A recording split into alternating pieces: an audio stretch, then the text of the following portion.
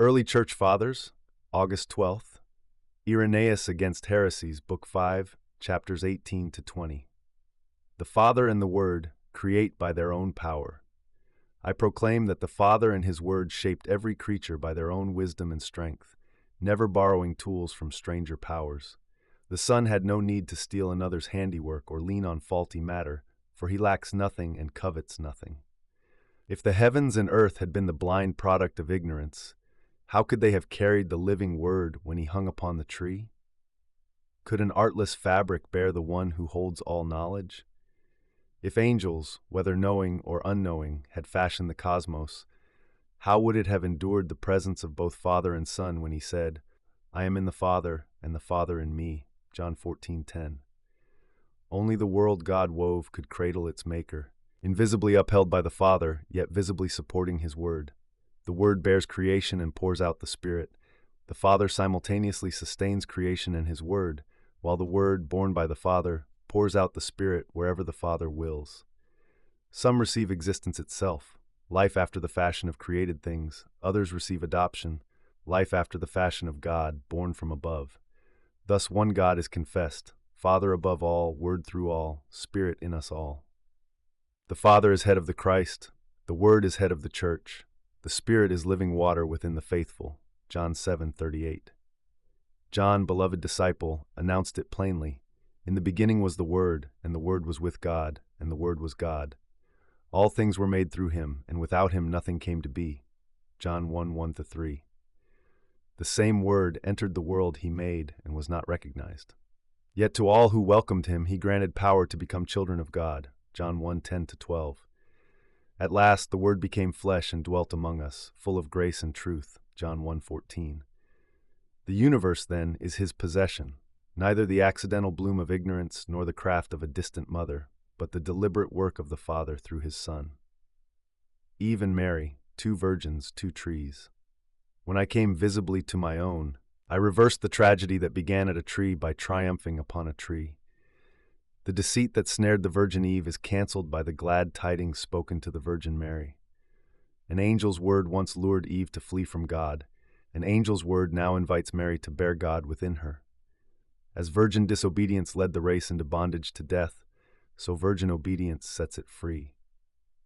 Eve's no is balanced by Mary's yes, the knot of the serpent loosened by the innocence of the dove. In the same pattern, the fall of the first-formed man is healed by the obedience of the first begotten, and the sting of the serpent is shattered by the humble flesh of the crucified. The splintered roads of heresy. Those who ignore this saving plan invent fathers other than the Creator, or claim that angels framed the world, or imagine a riot of emanations cut off from the Most High. Some despise the Word made flesh and deny His birth from a virgin. Others reduce redemption to an inner spark, declaring that body and even soul shall perish while some hidden intellect alone ascends. They chatter about the perfect, yet cannot keep their own stories straight. New teachers sprout long after the bishops whom the apostles appointed, and their tracks wander without map or meeting point. Blind guides leading the blind into the ditch, Matthew 15:14. Flee such discord. Cling instead to the church and to the scriptures planted like a garden in the world. Of every tree in this garden you may freely eat, but taste no fruit from those who boast of knowing good and evil on their own terms. Genesis 2:16. The one path held by the Apostolic Church. The Church's path spans the globe in a single clear circle, carrying the unbroken tradition of the apostles. Everywhere she confesses one Father, one incarnation of the Son, one gift of the Spirit, one pattern of worship, one hope of the Lord's return, and one full salvation of body and soul. Her preaching is the seven-branched lamp that bears the light of Christ to every street and gate. Proverbs 1:20-21. Even the humblest believer within her outshines the clever sophist who blasphemes. Therefore be sober-minded, as the apostle warns. Do not be wise beyond what you ought, but be wise with sober judgment. Romans 12:3. Remain in the paradise of the Church, where the Lord recapitulates all things in heaven and on earth. Ephesians 1:10, uniting humanity to the Spirit and the Spirit to humanity, so that He is head over the Spirit and the Spirit over mankind, and through the Spirit we see, hear, and speak. I, Augustine, the Confessions, Book 11, Chapter 27, Sections 35-36, Sound, Syllable, and the Vanishing Present. I am reflecting on a simple Latin hymn that begins Deus Creator Omnium. Each of its 8 syllables alternates short, long, and so on. Common sense tells me that every long syllable takes up twice the duration of a short one. I can feel this difference when I chant the line, yet when I try to explain how I measure it, my mind stumbles. For nothing in the present can be weighed while it is still sounding. The short syllable must finish before I can notice that the long one has started, while the long one must finish before I can compare it to the short. I claim to measure both, but they have already flown. They come to me only as memory, and memory alone permits the comparison that common sense calls obvious. Memory as the hidden yardstick. Where then do I place my measuring rod? Not on the syllables themselves, for they vanish the instant they are uttered. The short syllable is gone before the long one arrives, and the long one is gone before I declare it twice as long. Yet I continue confidently, this one counts as 1 unit, that one is 2. The measurement lives nowhere except in an imprint the sounds leave behind. They strike the ear, trace a line across the heart, and disappear. What remains is their echo, fixed in mind, and it is that echo I size and weigh. The syllables themselves are past, their images endure. Time, then, is not the fleeting thing itself, but the footprint it stamps upon the soul. Measuring silence through absent sound. Consider another puzzle. I often say that a stretch of silence lasts as long as a line of song would last. To do so, I silently rehearse the melody in imagination, pacing the blank interval against that interior chant. My tongue lies still, yet my mind runs through poems, verses, or a measured motion, and I announce judgments about the spaces of time, just as surely as if I were reciting aloud.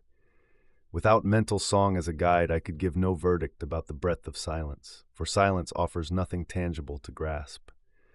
I measure quiet with the ghost of sound, demonstrating once more that it is inner impression, not outer event, that yields the yardstick of duration. The pre-timed speech. Suppose someone intends to hold a single prolonged note. Before opening his mouth, he decides how long it ought to last. In that silent decision, he has already traversed a span of time, marking the course in memory.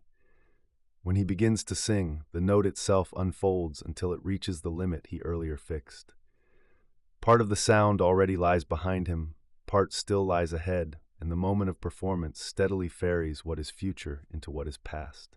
The segment yet to come diminishes in equal measure as the completed segment grows, until nothing remains but completed past. Performance is the visible surface of an invisible itinerary already mapped inside the performer, the distended life of the mind. All this confirms the great truth that times are measured in me, not outside me.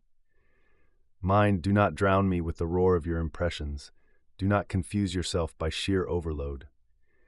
In you I weigh intervals, for only within you do the images of passing things endure while the things themselves perish.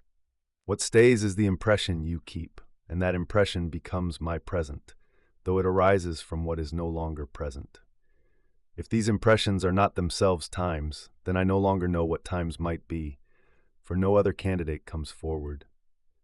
Memory retains pictures of bygone instants, expectation stretches toward instants still unborn, and attention balances on the thin edge where one turns into the other. In that threefold tension, the mind experiences length, breadth, and sequence, seeking the one who dwells beyond time. Yet I still wrestle with mystery. The syllable fades, the silence fades, even the interior imprint fades with passing years, and I strain to comprehend the fountainhead from which such streams arise. My measuring art relies on what lingers in memory, but memory itself lives only because you, Lord, sustain it. Whatever I grasp because you hold it first. Whatever I count against the changelessness of your present. You are not short or long. You do not begin or end. You remain, and by remaining you provide the still point from which all movement can be marked. Teach me then to rest in that stability, to inhabit your eternal now, so that the fluttering shadow of temporal things may point me back to the unchanging light of your presence. R. Thomas Aquinas, Summa Theologica, Part 1, Question 109, Articles 1 File. 2. Whether there are orders and precedents among demons. Objection. It seems no hierarchy can exist among demons, for order is a property of righteousness, and every fallen angel has abandoned righteousness. Therefore, all demons must now be equal in rank. Responsio. I answer that the angelic nature once bestowed is not erased by sin. Every spirit God created was placed within a definite grade of intellectual light and governing power. When part of that host rebelled, they lost grace but not nature. The brightness of charity was extinguished, yet the faculty of understanding and the proportion of authority remained. Thus the fallen still differ by the same measures that once arranged them for heavenly praise. Scripture itself names a prince of demons and speaks of principalities, powers, rulers of this present darkness. Matthew 12:24, Ephesians 6:12. These titles presuppose subordinates. The devil cannot be called prince unless some are subject to him, nor could Paul warn against powers unless lesser rebels served mightier lords. Therefore a stratified order endures, though turned from charity to cruelty. Precedence among demons now follows either A, the loftiness of the nature they retained, or B, the ferocity of the malice they have chosen. Those of subtler intellect or fiercer hatred direct the rest, coordinating assaults on humankind. Their hierarchy no longer guides creatures toward God, but imposes tyranny for mutual wickedness. Consequently, just as in Civil War generals still command their troops, so in the supernatural rebellion, Lucifer and other greater spirits marshal the legions beneath them. Quick summa. Fallen angels kept their natural ranks, so even in evil there is a real hierarchy. Some demons rule, others obey. Kylie and the Broken Company. Kylie had just taken a temp job at a factory whose glory days were long past. The owners no longer cared about quality, and shortcuts ruled the floor. On her first shift, she noticed the chain of command still operated. Foremen barked orders, line leaders checked quotas, and new hires like her hurried to keep pace. Yet every directive aimed at meeting numbers, not crafting excellence. Machines were patched instead of fixed, safety signs hung crooked, and seasoned workers shrugged. That's how we do things now. During lunch, Kylie asked an older coworker why the hierarchy persisted if the mission was corrupted. He answered, because a system once built doesn't just evaporate when values rot. The ranks stay, the purpose shifts. That afternoon, a belt jammed, scattering parts. Supervisors shouted conflicting commands, and the muddled authority turned a delay into a meltdown. Kylie suddenly grasped Aquinas' point. Order born for good can be twisted to ill, yet its tears remain. The very structure that once produced excellence now multiplied chaos, just as angelic grades, designed for harmonious praise, became channels for coordinated malice when pride toppled them. She resolved that if she ever led a team, she would restore purpose before relying on hierarchy, for a ladder is only as noble as the wall it leans against.